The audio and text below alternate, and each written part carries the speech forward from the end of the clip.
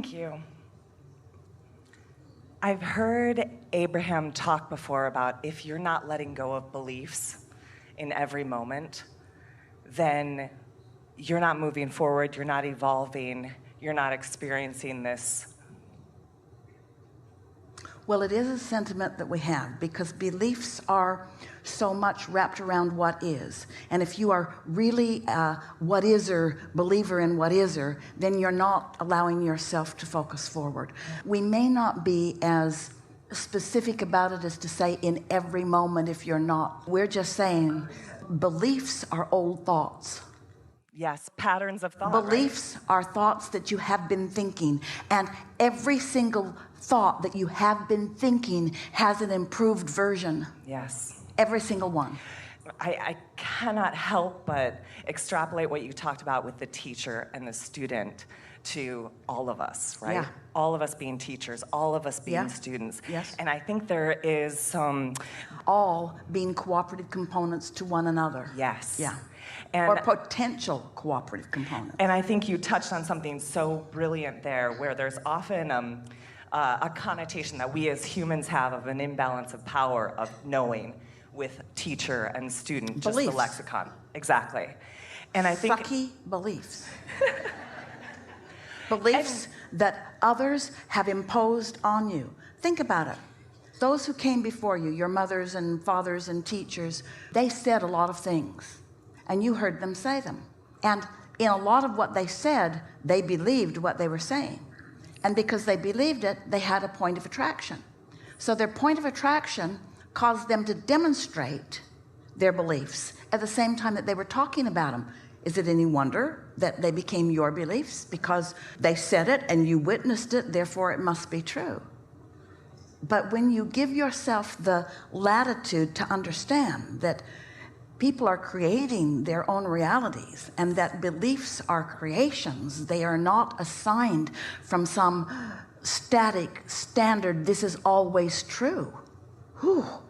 Then when you exercise your own ability to choose whether that's a belief that you want to demonstrate in your own life experience, and of course those who have come before you don't want you to prove them wrong because they want to be right, but they also in most cases want your expansion and your joy.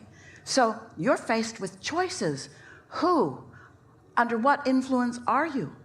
And if you don't even know that there's a source energy that is offering you a vibration, how could you begin to calibrate it? Because those who came before you have been constantly demanding of you that you calibrate to them.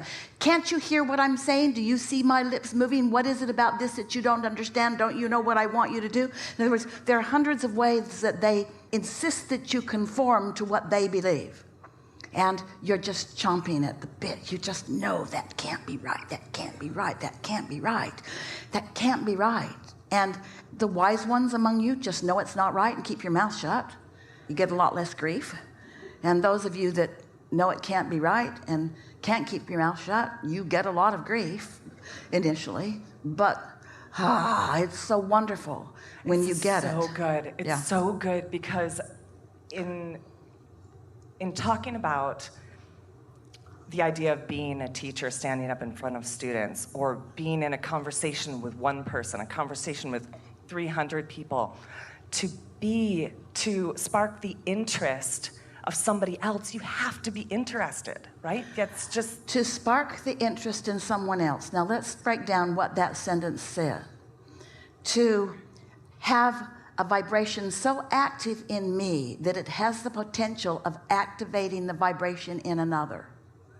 To have an idea so active in me because I'm synced up with source and therefore I'm a million times more powerful than one who isn't.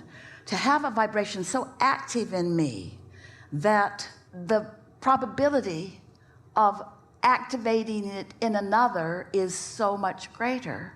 That's true power of influence. And of course, you could never activate something in another that wasn't for their highest good, because you're hooked to the highest good before you have the power. And the very nature of, I find, finding what and witnessing what lights people up is the best scavenger hunt of my life. I think it's why I'm put on this earth. I think actually it's probably why we're all put on this earth, to just be able to witness and experience and celebrate in that, watching somebody who does what light you up because you yourself are actually doing what you just said is absolute. And so therefore, can you take it to the next level?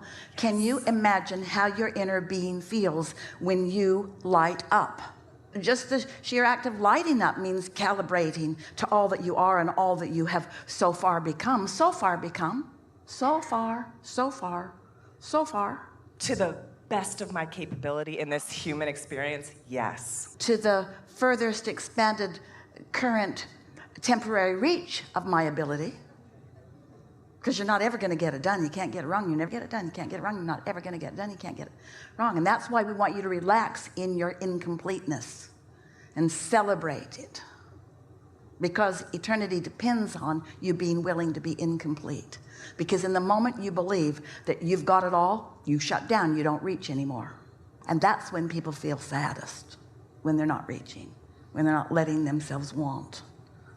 Yeah. So good. Yeah. And I think it's also why everything is a co-creation, because if I'm in a space where... Why? Why is everything a co-creation? Because when I have such a pure desire of wanting to see you do what lights you up and feel what lights you up, then I am in that space of what we all share at the place, which are all one source energy in a vortex where we are all connected on that level. But let's be clear about this. Wanted or unwanted, you can light people up on unwanted things too.